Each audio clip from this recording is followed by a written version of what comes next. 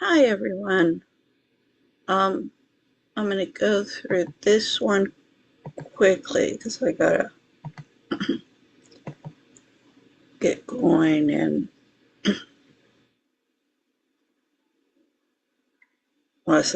about less than an hour and a half. So,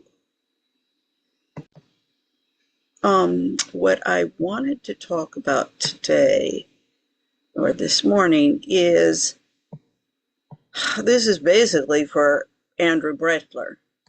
I already went over this was you can see Pierce Morgan kicks up dust on Brand's case, so I point out Morgan's role in elitism and corruption.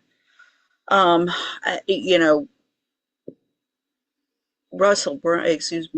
Pierce Morgan has been promoting the lifestyle of the rich and famous in Monte Carlo, Marbella, Hollywood. He's made his career out of it, and being part of the propaganda machine of in the UK. And this gets into, he's how wonderful Queen Elizabeth was, and how what a great queen she was. And no, she wasn't. And one of the reasons is that she allowed this propaganda machine to be created. Robert Maxwell was one of the heads of that. I mean, Prince Andrew's catching the fallout and consequences of his mother's disastrous rule. Uh, the England is facing the exact same problems with the mass communications and the military-industrial complex that's taken over. And London has always been a huge hub for the financial markets. And you got the techie guys there who've just set up shop. So, yeah, there was an interview, I think it was Paris Morgan and Tucker Carlson, and the point was kind of like, yeah, what is this is the economy of this city? What is it made of? Kind of banana republic of the rich and famous. It's only got one or two products, and they're very exploitative, but they're leading the world off a cliff. So the thing is, with the TPUSA investigation in the aftermath of Charlie Kirk's assassination, and looking at how it's structured as not, the whole nonprofit, it's got its arm, its political arm, the PAC arm to raise money, how influential it was in getting Trump into office. However, once you get out of line, either in Washington, New York, or LA, amongst the ruling elite and the vipers, as Mel Gibson says, one word for Hollywood: survival. Yeah, I mean the thing is Washington is the same can of worms, uh, and it has been for a long time. But my whole point is, well, how are you supposed to implement a democracy that's based on the U.S. Constitution when everybody who lives and works in the city are backstabbing witches? We're seeing, well, the PDFs, the cannibals. I don't know if YouTube is going to be censoring that word. I guess we need to come up with a new word for that one.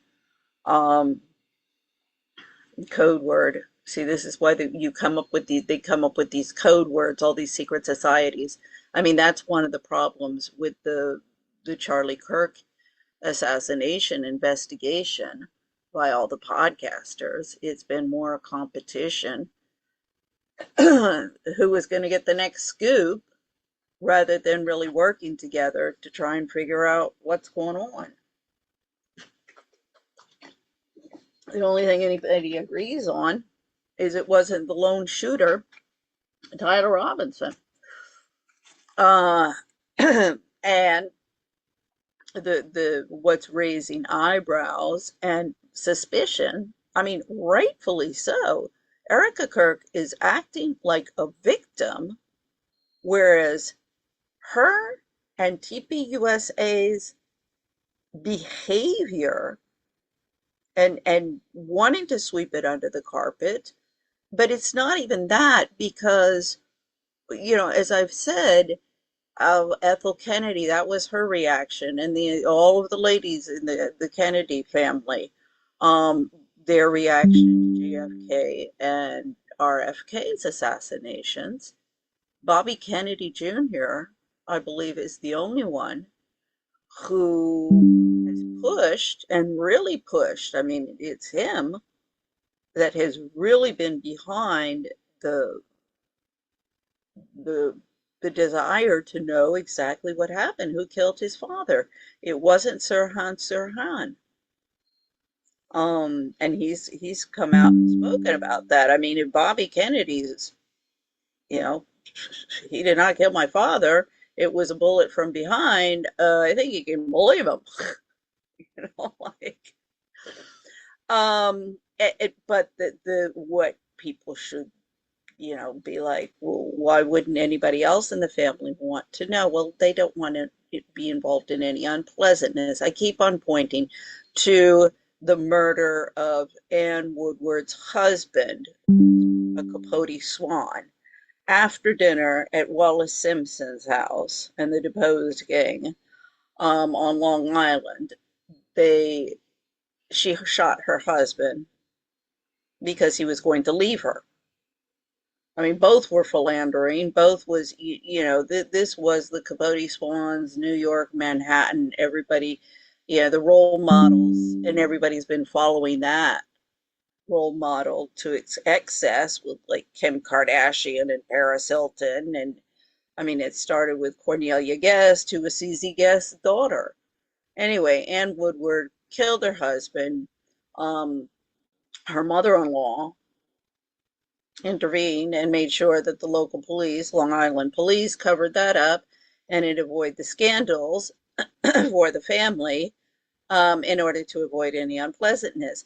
Well, then when Truman Capote spilled the beans with his Cote de Basque article, Ann Woodward, she committed suicide with a cyanide pill. And her sons eventually committed suicide as well. So I mean, this is a very, very, very unhealthy, self-destructive paradigm and role models that all of these people want to protect and defend. And so this is, I contacted Andrew Brettler when the case against Prince Andrew came up by the Me Too movement, and I said, look, I have, information. I've been challenging the Me Too movement, well, the feminist movement, with my work on family courts. And, even from the literature of the feminists themselves, it's shown how these gender equality or gender neutral laws that for the divorce have completely eroded women's rights in the courts, and parental rights, citizens' rights, litigants' rights are a joke. And that's been my focus, and precisely why I have been ostracized from the protective mothers. The protective mothers, they want favoritism for them. I just saw recently one of the girls, I forget her name at the moment, posting on LinkedIn how, or maybe on Facebook, whatever, on how they have the first case of systemic discrimination against women in the courts or something. I mean, it's all about being first. And it's all about this tribal mentality, cabals, you're either a friend or a foe. And that again comes to the Kennedy ladies in Washington, at least. I mean, Bobby Kennedy even said about his mother, that she saw the world with friend or foe. And yeah, that's what it is. This is I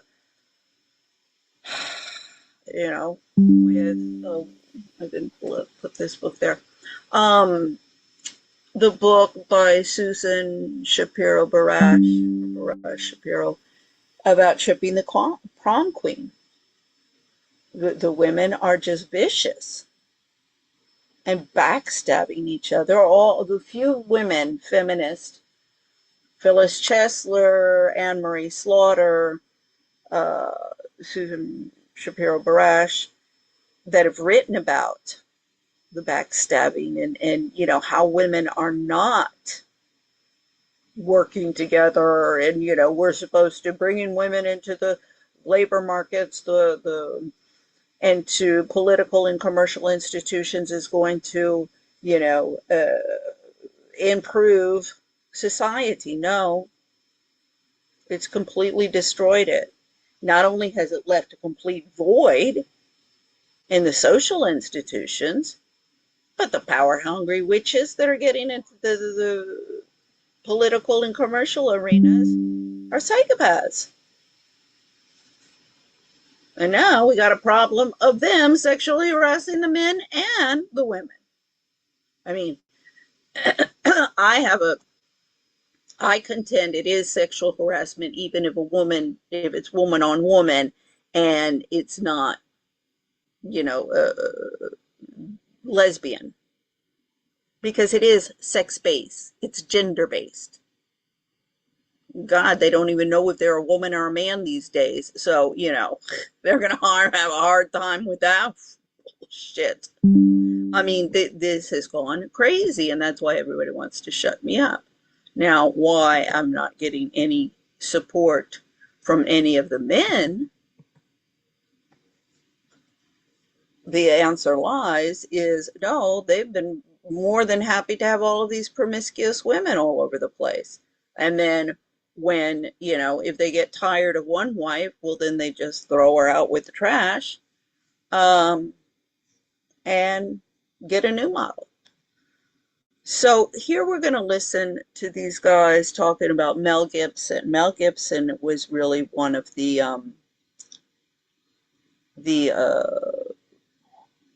only ones in Hollywood, and for a long, I mean, he was mocked, but then everybody's like, oh yeah, no, he knew what he was talking about. And the thing is with the pending trial on Tyler Robinson, people are realizing, and the question is, well, wait a second, why is Tyler Robinson's lawyers not introducing evidence that the podcasters are producing? They've contacted his lawyers, and I mean, this is like smoking gun, exculpatory evidence that Tyler Robinson couldn't have done that. So the question is raised, well, why are the lawyers working for the feds and intentionally sabotaging Tyler Robinson's case? Or do they not want to? This is going to open the Pandora's box of, well, wait a second, the feds are in on this, and there's a cover-up here. Introduce that into the courts. The judge isn't going to want to have to deal with that, nor the lawyers are going to want to have to deal with that. I've been pointing this out since my own case, and that's what my own case against my lawyers in Spain is about. If you intentionally, and I mean, not only my case, but others, but I've explained this to lawyers and litigants. Um, if a lawyer intentionally sabotages his client's case, you don't pay your lawyer, you sue him. But they're all doing it all of the time because their loyalty is to the legal profession, which is just consumed with greed and couldn't give a shit about the law or the Constitution or human rights conventions. And this is the lawful rights of mankind.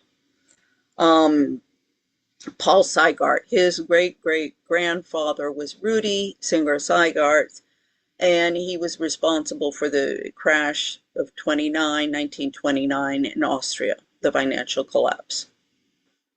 Whereas it was Andrew Mellon here in the United States. We won't get into the Mellon family now, but this is so Rudy Sygart. His mother was forced to flee. His mother went to England. His father to Israel. Obviously, they were divorced or separated. And his mother was a doctor. And there were various branches of the family tree that were exterminated in the concentration camps.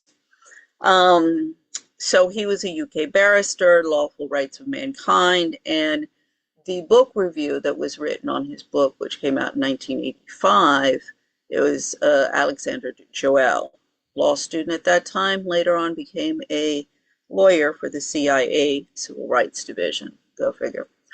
Because he said that the problem that he saw with these international conventions was that the legal profession wouldn't understand how to implement them and to court proceedings and defense of their clients and court processes. And I agree. I said, that's where I come in. But his daughter, Marianne Sygart, who went to my alma mater in England, Cobham Hall, oh no, she's a feminist, too busy having it all, and complaining about the authority gap. Why women aren't taken seriously and what they can do about it. You know, she is, I mean, she's got this, like, you know, resume, impressive resume. One of these celebrity journalists, there's 4 of them, actually I think 5 of them at Cobham. She's one. There's Michelle Hussein, Angelique Rao, she's another that's a binational, East-West. You know, it's not just the poor immigrants who have come to the West who are creating problems and infiltrating our society. In fact, it's the ruling elite ones that are even worse. We got Amal Clooney. I've contacted Amal Clooney, as have other victims of family courts. She just ignores us. All of these Middle Eastern women who are coming to the West to have it all with book deals and getting up on podiums and movies about how the Muslims are horrible. I mean, this is getting down to the wire, ladies. So then we got Ingrid and Astrid Betancourt who do the same thing with the Latinos. Yeah, I know Ingrid and Astrid from Colombia. Ingrid was a presidential candidate. We got Candace Owens, Clemencia Llanes. She's a model actress, Colombian. who was my neighbor in Bogota and Madrid. Nicole King, she was my neighbor in Madrid and now down in Marbella with the Marbella. She does a morning show for the Brits down there. I mean, Marbella has been owned by the Russians since the time of Franco, the Russian mob. So this is why globalization has failed. Pilar Castaño, she's a fashion, what do you call it, editor. She's the Anna Winthorpe of Bogota. She's the mother of a friend of my son. But the fashion industry, we got the model, the girls with the models. Excuse me, all of the ladies who were involved in that, and men like Ralph Lauren, my younger sister, celebrity chef to the stars, got her start in Telluride, Colorado, working for him. So then, let's see, we got Kelly Rutherford. Kelly Rutherford, her son, her children were deported to Monaco in a custody battle. It was like, what are you doing? You're deporting American children abroad? Catherine Oxenberg, she was in Dynasty Dallas, sold the whole thing to the, the golden age to the Americans in the 1980s, as did Cornelia Guest. So, as I say, globalization has failed because all these ladies want to have it all. I keep on telling them, Marie Antoinette lost her head and her crown like that, you little princesses and want to be queens. And Ghislaine Maxwell, her 20-year prison sentence is setting a pretty dangerous jurisprudence for all of these frickin' having it all feminist. I mean, what do you think Ghislaine Maxwell was? I mean, she was the atypical having it all feminist. Yet they turn on her. I mean, it's incredible because by victims' accounts, Virginia Giuffre was even worse than Ghislaine Maxwell in her treatment of the other fillies in Epstein's harem. Now, this is not, this is kind of to be expected, because Virginia Giuffre was from the wrong side of the tracks. You know, kind of her experience with Jeffrey Epstein was sort of a Pygmalion, My Fair Lady type of thing. It's just, I mean, the whole thing with My Fair Lady is that was made into politically correct. So, of course, she's not sleeping with Rex Harrison. But, of course, in real life, the real life story that was written on, yeah, it was about the courtesans. And whether you can take somebody off of the streets, a street rat, and turn her into a lady.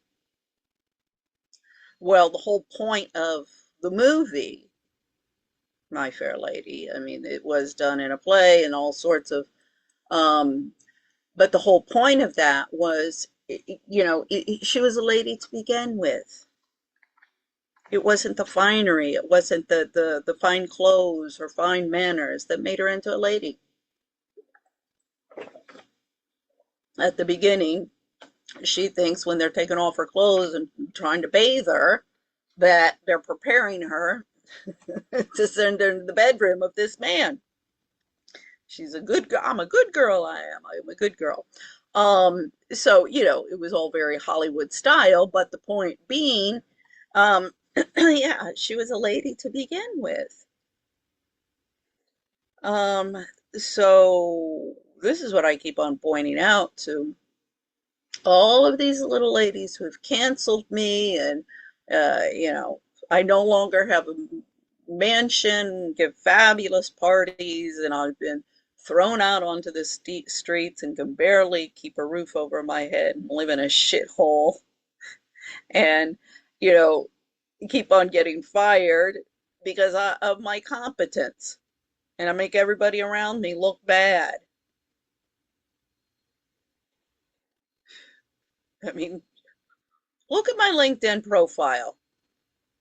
Look at my resume. Now I'm working as a cashier, minimum wage. And they won't even give me full time because they want to just. And I mean, the owner here, well, now we've got a Venezuelan, but Spaniards. They know about my case in Spain. I'm like, I don't understand how people can't connect any dots. I'm like, globalization is failing. The hospitality industries, you all are empowering all of these Latinos who are coming in.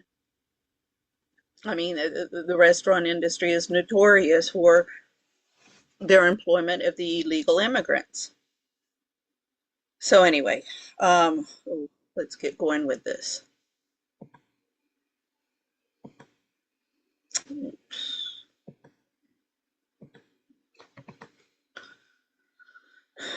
And they had no problem with giving the reins to a fiscal imbecile. You know, this takes real courage.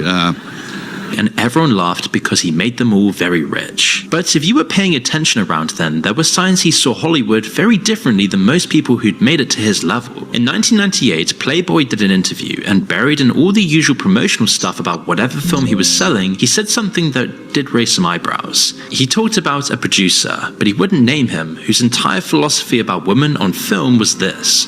He says, women on film, either naked or dead. Both is better. Then he kept on going. You know, I had a whole bunch of weird paranoid suspicions about what the hell was going on because there was a lot of stuff I couldn't understand. Right.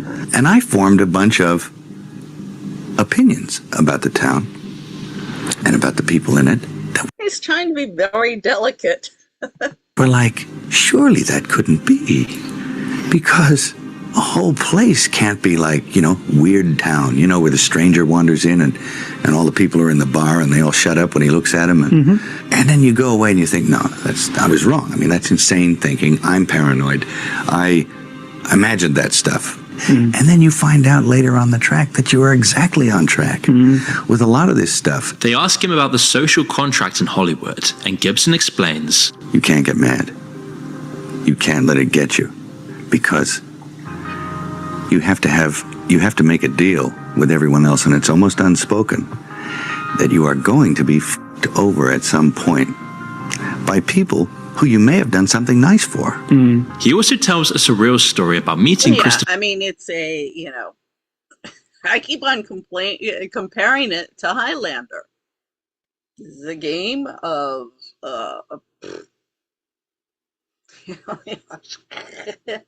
chopping off heads, and the last one standing is the one who wins. I don't know how Washington expects to have a democracy with that kind of mentality ruling the city.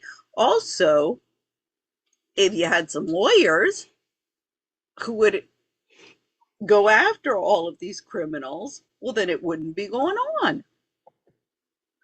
For walking on a New York rooftop, which he's obviously dramatizing, but if you don't take it at face value, it does tell you something about the almost otherworldly nature of Hollywood from the outsider's perspective. No, he came to see me on a rooftop in New York. I said, hey, can I talk to you? And he said, sure. And he floated in sideways through a crowd of people. He was wearing black.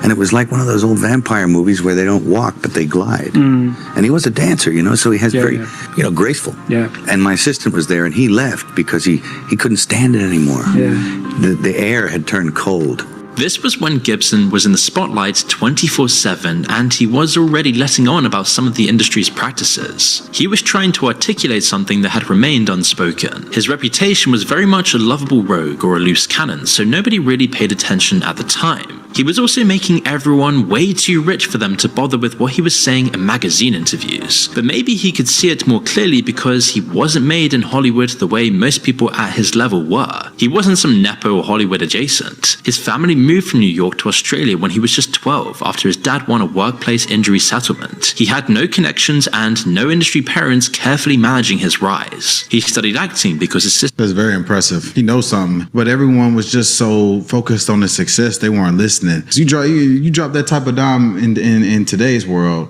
everyone's gonna be noticing what you're talking about.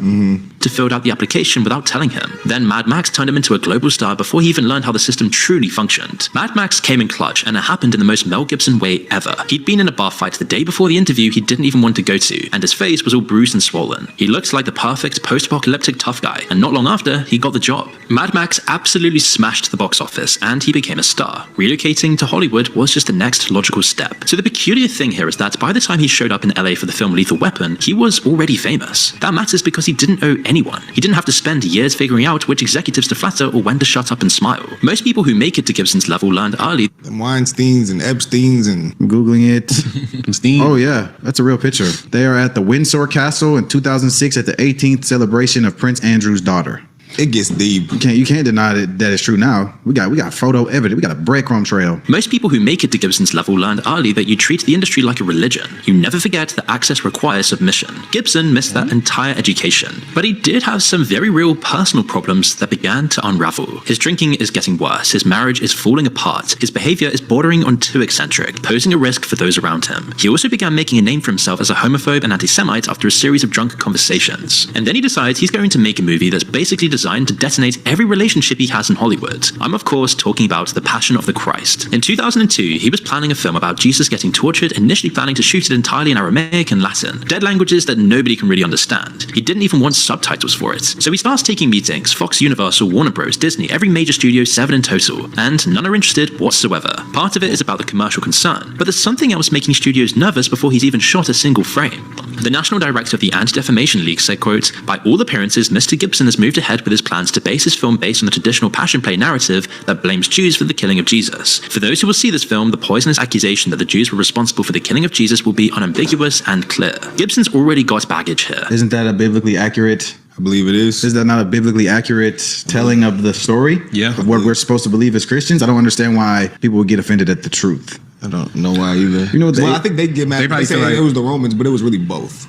Do you know why they started the ADL? I'm not sure why this, I've never understood really the debate. There's a lot of debates I'm not understanding. The first when I got back to the United States was the Redskins, the football team in Washington. My brother told me no, that they had to change the name. And I said, well, did anybody ask the American Indians if they were offended? Or was it just a bunch of stupid white bimbos in Northwest who came up with that bullshit? Most people tell me these days they think it was the latter. I was like, well, yeah, wasn't it? I mean, the Jews did. There was Judas. But it was the Romans and the Jews, right? I mean, that's I do need to study some more Bible and all of these things. But to my knowledge, that was always the thing. The what? The Anti-Defamation League, because the Jewish man, the little girl, blamed it on the black guy. The black kid got killed. Pretty sure that's exactly how it went down. His father was a Holocaust denier, and when pressured, he said that my dad taught me my faith and I believe what he taught me. The man never lied to me in his life. So the criticism starts building. New York Times critic Frank Rich questions whether the film could fuel anti-Semitism. Gibson's response? He tells the New Yorker, "I want to kill him. I want his intestines on a stick. I want to kill his dog." Damn. So this man is kind of losing control, and every studio is watching it build into a PR nightmare. The funding dries up rapidly after that, and he practically becomes a laughingstock. He's putting his entire reputation in Hollywood on this movie. South Park then catches the zeitgeist with The Passion of the Jew. Stan and Kenny see the film, hate it, call it a snuff film, and track down Gibson for a refund. Their version of Gibson is completely unhinged, a masochistic lunatic running around shooting guns and literally defecating on people. Gibson's response at the time was defiance. He self-finances the entire production, remortgaging property, coming up with 45... Well, I certainly know, from my dad's experience, from my experience, when you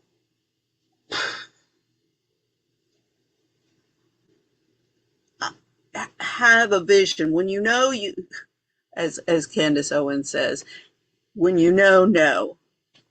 I mean, I'm a person who will pretty much stand by and say, okay, if I don't know something, I have no problem in saying, listen, I really don't know anything about this subject. And if somebody can explain it to me, that would be great. And if you know what we're supposed to do here in this situation, I'm the first to raise my hand. What do you need? What do you want me to do to move forward? I'm not looking ever for the limelight. But when I know my shit, I know my shit. And people who don't want to, even my father, he said to me, oh my God, there's so much that has been built on mistakes of the past and mistakes of mistakes of mistakes. It's a mess. I'm like, yeah. And when you take a position and you stand by that position with conviction, people don't like that one little bit. $5 million out of his own pocket. If this bombs, he's then personally destroyed. So the film opens on Ash Wednesday 2004. Critics are split. There are massive protests outside theaters, but also massive lines of people wanting to see it. It then goes on to gross $83 million in its opening weekend, and goes on to make $612 million worldwide. Wow. One of the greatest movies ever. Well, the protests probably helped this. I mean, if this was protesting, I'd be like, I want to know what they're protesting. I would go just for that. Created. He self-funded that movie. Wow. God blessed him. Man, they're making a second one right now. It's in film right now. He's making a second one right now. How was this anti-Semitic, bro? Because I guess some people are offended by the truth. So hold on. So he made this movie as anti-Semitic, but you have Lil Nas X twerking on the devil and slandering Christianity as a problem. We know that Christianity is the most persecuted religion in the world. No other religion gets disrespected in movies the way Christianity is. No other religion is disrespected in shows, in Hollywood in general, the way Christianity is. But why Christianity don't got an ADL then? Bro, I don't know. That's a great question. That is a great question. You want to know something? You want to know something? In the new show, Euphoria, a very popular show, in the first episode, they make fun of Christians. No, they wouldn't do that to no other religion. I mean, it's only okay because I guess it's the quote unquote white man's religion, so it's okay. He made an actual positive movie. I mean, it was biblically accurate. That's why they didn't like, because the crucifixion was so gruesome and torturous, but that's what happened. That's what it really was. Personally walks away with somewhere between $400 and $475 million. Wow. So from the industry's perspective, he has now made one of the most profitable films in history, even after every major studio rejected it entirely on his own terms. On the Joe Rogan Experience, Gibson talked about how turbulent this was. That was a crazy movie because it was a great movie, but it seemed like there was resistance to that movie. Oh yeah, no, there was, which I thought was very strange. There was like Hollywood resistance to that movie. Like people didn't like that you were making it. It seemed like. Yeah, there was a lot of opposition to it, and I don't know. I think if you ever hit on that subject matter, you're going to get people going, because of course. It's big subject matter. He even said how Hollywood was stunned by him walking around the system and scoring a massive hit without going through the usual channels. And there was this kind of thing in the town. They said, did anyone just see that? Anyone just see what that guy did? Can't let that guy do that again. Because it sort of walked around the entire system. It was a well-received podcast because Gibson, for all his woes, came across as more down-to-earth than your average massive star. Comments observed that he was holding back on topics that people wouldn't be prepared to hear about. The passion ultimately took its toll on Gibson, and 2 years later, everything fell apart. In 2006, he got pulled over drunk in Malibu, and during the rest, he goes on this anti-Semitic run to the deputy, which leaked. Gibson then apologized and admits he's an alcoholic, calling his behavior despicable. He pleaded no contest to misdemeanor DUI, received 3 years probation, and immediately pushed out carefully worded apologies through his publicist. The court says the 53-year-old Gibson successfully completed terms of his 3-year probation. Gibson was arrested for driving drunk in Malibu in July of 2006. And during the arrest, the actor-director made derogatory comments about Jews and women, tried to escape, and repeatedly threatened the arresting deputy. While also admitting to being an alcoholic for decades. Because you're dealing with a sort of a malady of the soul, an obsession of the mind, and a physical allergy. And some people need a big tap on the shoulder. In my case, public humiliation on a global scale.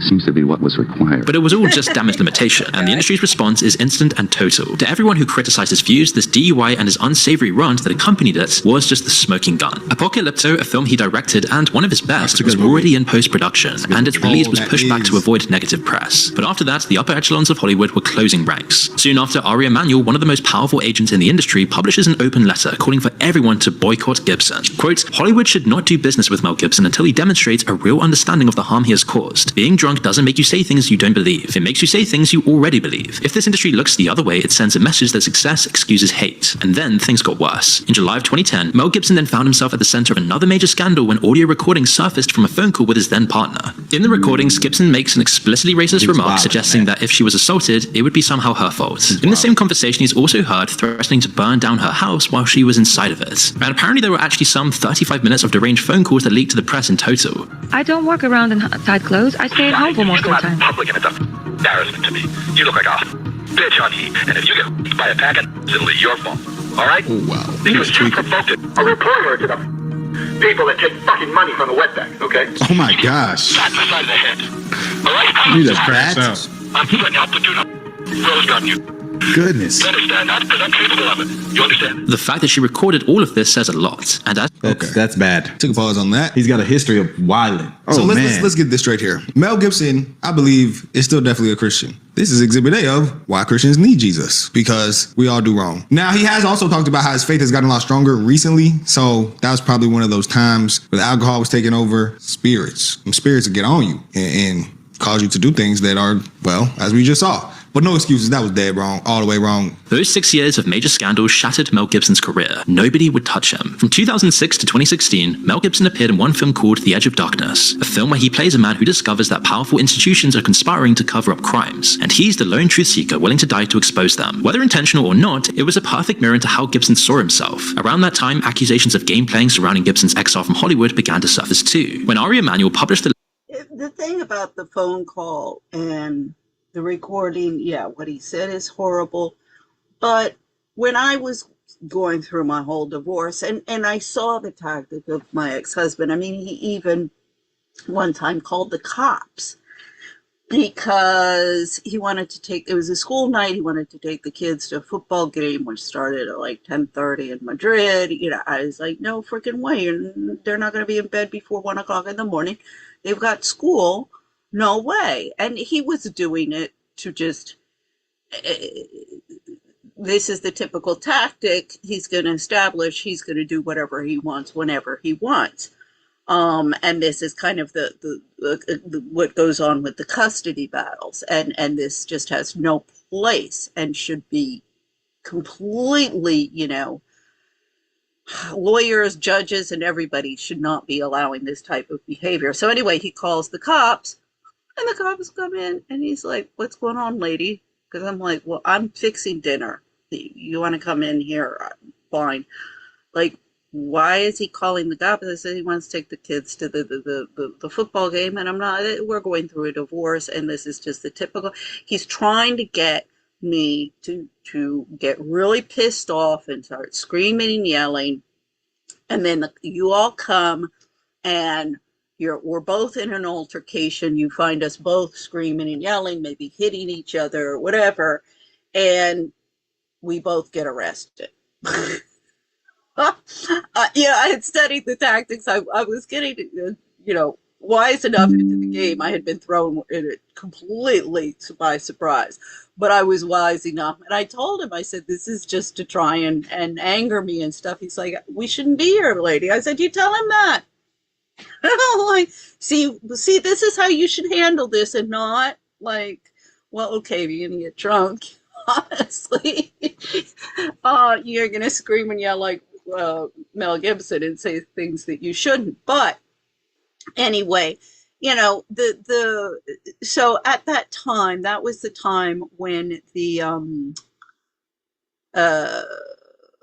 Baldwin, what's his name? I'm forgetting the Baldwin case where he called his daughter a fat pig or a pig or whatever. The Ireland is the daughter's name. And Alec Baldwin. and he's divorcing from Kim Basinger. I mean, I think Kim is, all of these actresses, yeah, they got a beautiful face, but my Lord, are they some of them are real pieces of work. Once again, showing how women maintain the violence of men in society and principles in the human trafficking of women and children. So anyway, of course, what Alec Baldwin, but if you listen to the entire tape, I don't condone saying that to your child, okay? But if you listen to the entire tape, he was legitimately pissed off, really legitimately. And, typical divorce tactics, I'm not going to go into it here, but typical bullshit that I just, any lawyer, any judge, any litigant who gets involved with that, I just want to go and slap them across the face and say, y'all are making lots of money off of this and getting your jollies, your adrenaline, psychopathic adrenaline highs, but who's being the most damaged are the kids here. And all of you should be ashamed of yourselves. You think Mel Gibson? I won't use any slur word. I'll use swear words, but not racial slur words. When you get me talking about the judges or the politicians or the cops or any of those. So, Mel Gibson, I feel your anger. Just you find out how loose lips can sink ships. The letter demanding that Gibson would be expelled from Hollywood, he was represented by Ed Lamato at ICM. So Emanuel was taking this principled stand while actually kneecapping a rival's agency's biggest star. In 2009, Lamato moves to William Morris, bringing Gibson with him and the agencies merge. Suddenly, Gibson is now Emanuel's client through that same veteran agent. So does Emanuel drop him on principle? No. He keeps him quietly on the books and nobody says anything about the contradiction until he was booted from the books again following the episode between him and his wife. While Gibson was slinking around the fringes of Hollywood, in 2007, Robert Downey Jr. stood up for him, and this was when things began to turn around.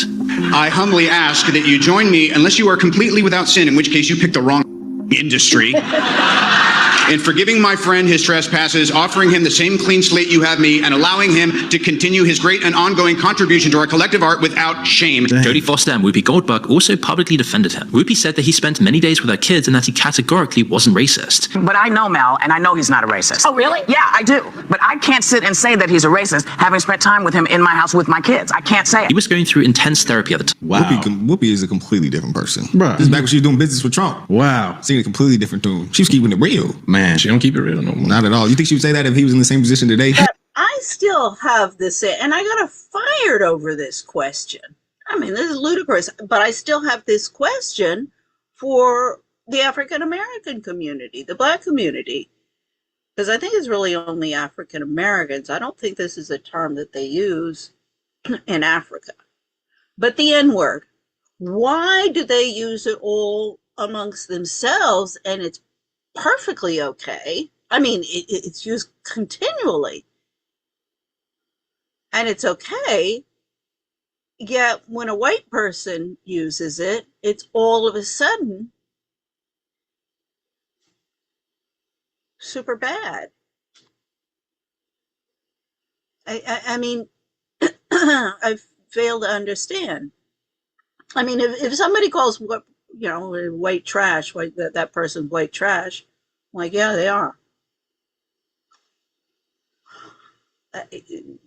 And I don't go around usually calling a person white trash. I'll call them a gold digging whore before I'll call them white trash. But if I do, if I call them that, that's because that's what they are. Hell no. All these friends. Can I ride on your plane? Groupie. But Robert Downey Jr.'s point hits on an extremely important point about the industry, bringing us right back to Gibson's own comments from 1998, involving the producer who wanted women either naked or dead. This is now widely suspected to refer to Harvey Weinstein, 20 years before this became public. While the wheels are coming off Gibson's career, Weinstein is operating openly. Allegations followed him for years. People like Tarantino surrounded him. There were whispers at parties, jokes about it at award shows, and shockingly acknowledged behind closed doors, and yet nothing happened. Courtney Love makes a joke about him in 2005. Do you have any advice for a young girl moving to Hollywood? I'll get live with it. When Harvey Weinstein invites you to a private party in the Four Seasons downtown. And this joke effectively blacklisted her from Hollywood. Weinstein kept working until 2017, until 80 women came forward. Rose McGowan helped expose his decades of abuse and was virtually blacklisted by Hollywood in the aftermath. But he's just one of many. Roman Polanski pleaded guilty to unlawful sex with a 13-year-old in 1977, when he then fled. Yeah, Oprah. This looked very bad on you, Oprah. Candace Owens did a documentary on him. She's trying to get it. She's basically baiting him, trying to get him to say who runs Hollywood. He was like, "Oh, it's the Islams." Well, they should he said it's Qatar. They should get him to talk. She tried. He stood on it. He said, "No, sir. It's not gonna be. They're gonna do it in a mean way." He said, "Look at the Islamic money." Oh yeah, that's who it is. Let's not get to talking about. 26 years later, he wins Best Director and gets a standing ovation. Goes for Roman Polanski. The pianist.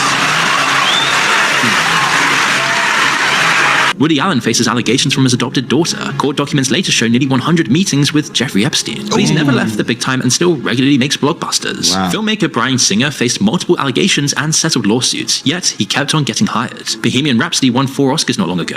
The list is pretty much endless, and if anything, it gets worse the deeper you look. Victor Salva was convicted in 1988 for sexually abusing a 12-year-old. He served only 15 months. And then Hollywood kept on hiring him to direct children's movies. They kept separating art from artists when it's convenient. Dan Schneider, all these guys, which sends a very clear economic message. Employing problematic people is fine as long as they continue to serve the right ends. This isn't a game of whataboutery. Hollywood is a system where morals are relative. It's not about this. Basically what they did compared to what little old Mel did. Y'all cancel him for that. He made some mean comments. He didn't harm no damn body. Yeah. Sticks and stones. Sticks and stones. I was just about to say that. Sticks and stones. But we draw. That's the thing, bro. He said some shit that would get thousands of retweets on Twitter right now. On Elon Musk's Twitter, he's going viral. But then he got canceled. He didn't hurt nobody. And then all these people really are playing with little kids. No, these people have physical, real world transgressions on their name. Real life strikes. And no cancellation. Slap on the wrist. So we forgot about it. How this look to me, if you a public face in Hollywood, you push the narrative they want. Oh yeah, you gave that booty up. It's good with me, big brother. That's what they say. No, bro. That's what this pretty much saying to me. You could have, or you push the narrative they want. That's really all. I feel like the right ends. Nah, bro. I feel don't talk about Jesus or else. Man, I feel like the only way you get in Hollywood is what it look like to me. You gotta give up your butt. Goodness gracious. Mel didn't give up. Okay. Worse than drugging and assaulting people, or fleeing the country after pleading guilty to raping a child. Wow. They exiled him because his scandals were loud, public, and impossible to spin. The industry is selective about who becomes the boogeyman, and that selection has nothing to do with who actually did the worst things. Gibson's redemption arc continued in 2016 when he released Hacksaw Ridge, a World War II film about a conscientious objector who saved 75 men without firing a weapon. It went on to receive 6 Oscar nominations. It was independently financed with no major studios involved, but this time, instead of punishing him, they welcomed him back. Gibson appeared on The Late Show with Stephen Colbert. He called his past a rough patch, and he said that moment shouldn't define the rest of my life. The crowd cheered, others said it wasn't enough. Slowly the roles came back, like Get the Gringo, Fat Man, Bloodfather, and Daddy's Home 2, and Gibson's appearances were generally viewed positively even if they weren't anything like the massive titles he once starred in. Then, 2023, Gibson's name gets attached to The Sound of Freedom, a film about child trafficking, starred by the same guy who played Jesus in The Passion. Gibson was serving as executive producer and recorded a promotional video warning people about child trafficking. Originally, the film was acquired by 20th Century Fox, yet it was shelved after Disney acquired Fox in 2019. It had a budget of just some $15 million, and accusations that Hollywood was trying to blacklist came flooding in when it launched, with some saying that showings of popular cinema chains were cancelled or even sabotaged. The film itself leans heavily into the idea that influential people are involved in trafficking and the problem is just being covered up internationally, something Gibson has certainly alluded to over the years. One of the most disturbing problems in our world today is human trafficking, and particularly the trafficking of children. Many scoffed at the notion that pedophile rings were being... This is the real reason that Gibson, or the reason behind the reason that Gibson was ousted. Run by rich elites. But as Jeffrey Epstein's operation has come into the light, the flight logs, the witness testimony, connections to world leaders and billionaires, this conspiracy theory has just become a fact the establishment tried to ignore for years. Around the film's release, viral quotes started spreading about Gibson's conspiratorial view, claiming he exposed elites drinking children's blood, androcomb harvesting, and satanic rituals, QAnon-type stories. Every single quote attributed to Gibson is fake. They trace only to yournewswire.com, a notorious... I mean, I've been exposing the exact same thing. I mean, okay, the satanic rituals and the blood drinking and all of that. I mean, I had heard about that in Belgium when both my children were born. It was 32, 34 years ago. So, but like in the United States, I hadn't heard about that, but the child trafficking, yeah, we've been exposing that with CPS is involved. We've got the international child trafficking. I mean, I'm involved in that with the International Hague Convention on, what is it? Child adoption. So, because that gets complicated, because this gets into the international courts. But what I'm saying is, I've been bitching about this stuff, and nobody wants to deal with any unpleasantness. So I've been canceled, like Mel Gibson. But, all of this is out there, and this is the thing with the Me Too women. I'm like, wait a second. You go after a bunch of sugar babies who jet set from New York to Palm Beach. I mean, some of this stuff that's coming out, because if you read Virginia Giuffre's original memoirs about 2014, it just is the life of a sugar baby, a pampered sugar baby. There's no mention of any being forced to stay any place or restriction of movement or any kind of satanical things. I mean, I don't know if she mentions any. I think she might mention some cameras, but I'm not positive. But no mention of that. And it was just a pampered sugar baby. And I'm like, excuse me, you people, all of this stuff we've been exposing in the family courts, 70% of sexually or physically abused children are handed over to their abuser. We have horrible problems. But nobody out there too busy going shopping and jet setting around the world to care. So this has been out there for a long time, and this is my big beef with the legal profession. Everybody's known about this, and everybody's covering it up. Misinformation sites. Maybe it's part of yet another smear campaign designed to muddy Gibson's rehabilitation and feed tabloid headlines to keep his reputation questionable. Or maybe it's a manifestation of him becoming a symbol onto which both sides of the culture war paints their narratives. To some, he's a mud-tiered truth teller, to others, a cautionary tale of when mental health issues and anger take hold of someone. Either way, the fake quotes spread because they sound like what people already believe about him. That was South Park's parody too. They were saying Gibson made this very public monster out of himself. In reality, the truth behind Gibson's criticism of the establishment is probably more of a case of something simpler yet no less horrifying. The banality of evil. Thousands of people making small, cowardly decisions that add up to systemic abuse. Which is far more disturbing because it implicates everyone through their daily choices in supporting and protecting the industry. Unlike blood-drinking rituals, everyone is capable given the right incentives. When asked at the Hacksaw Ridge press conference to describe Hollywood in one word, Gibson laughed. Just one word, then he gave his answer, survival. He's right. Everyone's trying to survive, and survival means making calculations about who you can cross and who you can't. But Hollywood's evil operates on a different level altogether. It's not the deranged actions of a troubled man. It's structural, institutional. It's the sober, calculated decision to protect people for decades. So in the end, there are no heroes in the story, just different flavors of the same human capacity to harm people and justify it in the morning. To be honest with you, hearing all these sexual assault cases and all these trafficking cases, they might as well send the FBI and just go through all of those producers in Hollywood. I think the FBI is not in on it. They probably is. They're probably. I think the corruption goes so far and so deep. What can you really do? That's what I've always wanted. Okay, yeah, the corruption goes so far so deep. I love Bill Maher. He said, when he said what he loved about coming to Washington was that it made the people in Hollywood look sincere.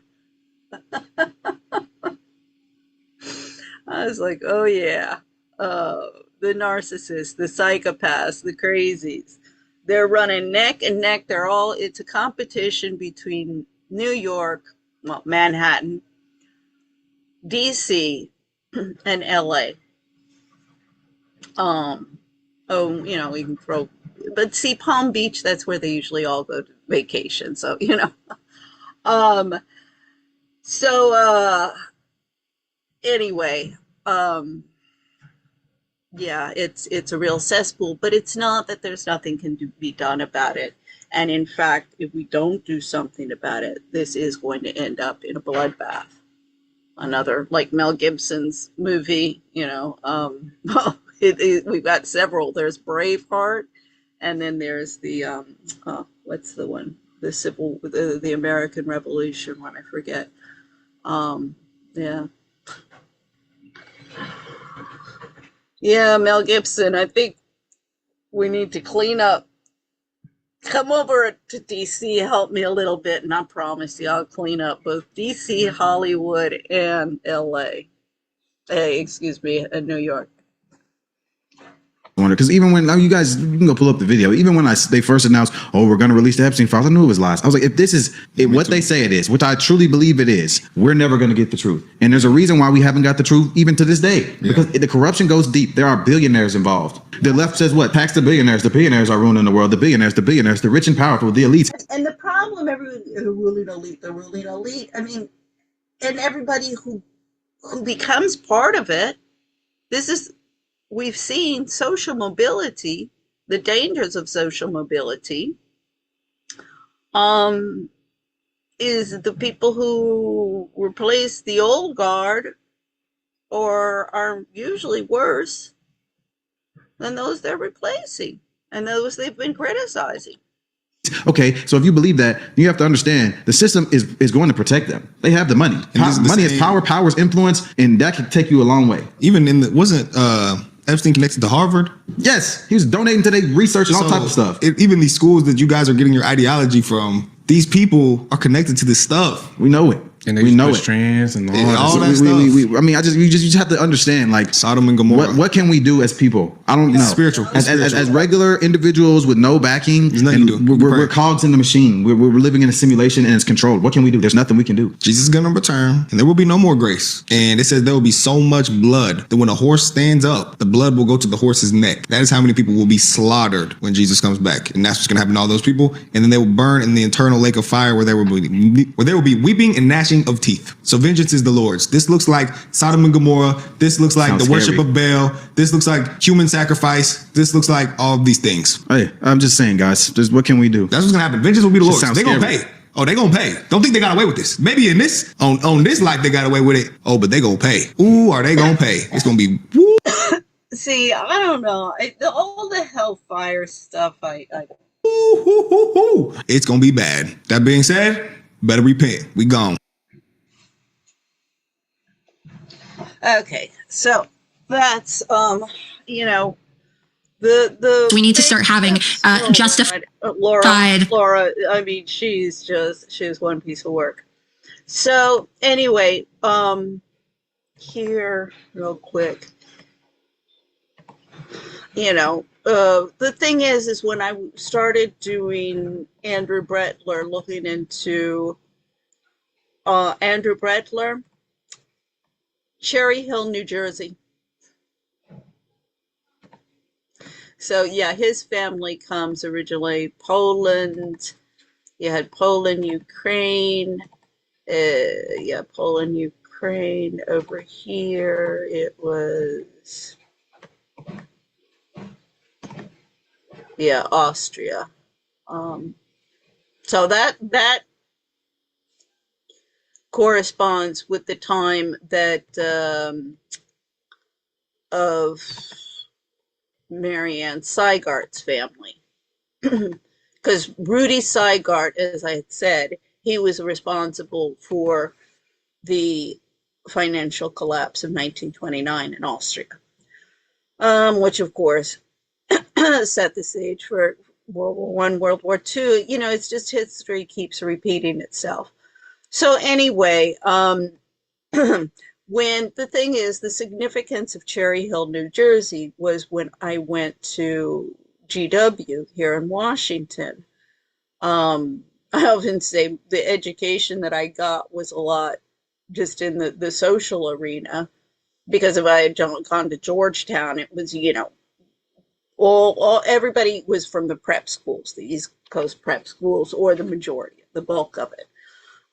So that would have just been a repeat of Foxcroft. And so, in the first week I'm at GW, I asked one of the guys that I had met, and I was like, I don't understand you guys. You keep on talking about Japs and Japs and Japs and Japs, and I don't see any Japanese at the school, like no Japanese. And he started laughing, and he was like, Jewish American princess or prince. And he was like, only a guy would say that. And I was like, oh, okay, well, I get it. That's just a Jewish version of the preppies, the yuppies that the preppies from Foxcroft that I went to school with. And in England, it's the same can of worms with the Protestants, just this is with the Jews. And they were all from Cherry Hill, New Jersey. I promise you. I was like, oh, where are you from? Cherry Hill, New Jersey. Cherry Hill, New Jersey. Everybody. And so anyway, it was a let's just say this is not something against the Jewish faith any more than, for example, my issues with the Catholics has been against the Catholics, or the Christian, the Bible. It is the Catholic. I mean, see, the thing is this is with my ex-husband and his family, Spanish. My mother couldn't believe that there were atheists in Spain. And I was like, yeah, Mom. So anyway, he was like, we're not Catholic. I was like, it is so intertwined to your culture, you can't get away from it. And the problem with that Catholic stuff is exploitative. It exploits and then atones for its sins with charity work. And that is kind of the crux of my issues between the Catholics and the Protestants, and that the Protestants, and particularly the Puritans, were based on the Puritan worth ethic. I mean, I remember one time my father-in-law, he was like, what's that? And I said, well, you do something for the intrinsic value of the work, your satisfaction from a job, rather than monetary. And he said, well, that's just ridiculous. Nobody ever works unless you pay him to do something. So, I mean, let's just say I didn't get in an argument with him, but it does highlight that difference of attitude. And so, as I say, it's not the religious part any more than my issues with the Hindus, the Indians, because if we've seen that, we've seen in their structure, their justice system, if you will, has a high level of mediation. And you'll see this in the case study of the Quakers as well. The Life of Law with Laura Nader, she highlights that, and that's what has created, that's why you're seeing this highly stratified and unjust system with the caste system in India. So, it's not with the basic religious dictates that any of the issues is. That's why it's not, if there's an issue, for example, the problems of Jews in our financial and banking systems. Well, yeah, I mean, and it is historical that with the Christians, we couldn't have usury rates. So these systems were taken over by the Jews, and we've got particularly Wall Street, and in Europe, and that has been a historical fact. That doesn't mean that it's all of the Jews or it is related to their religion. So that's where, everybody always wants to put apples and oranges together. But effectively, there's a high level of Jews in Wall Street, the banking and finance, Hollywood, all, the means of communication, and this is controlling the society. And they do want power and control for them, just like the feminists want it for them. And I mean, I keep on pointing out because the Democrats have been taken over by the minoritist, and the issue is they're all unified and bringing down the WASP conservatives and the Christian right. But, once their common enemy is vanquished, they'll fight between themselves. And that, of course, I mean, this is 101. Ask anybody who studied history and military strategy and stuff. Then those factions will fight between themselves to who will, be the winner take all. And at this point, and what the point here is the Jews and the Jewish factions, and we're seeing this with they've got a hold of Congress. I mean, I've been bitching about the Catholics and how the Catholics, since the Kennedy have arrived, have been creating problems. Well, we got another element here. So, okay, I got to get going. So that's it for right now. See you later.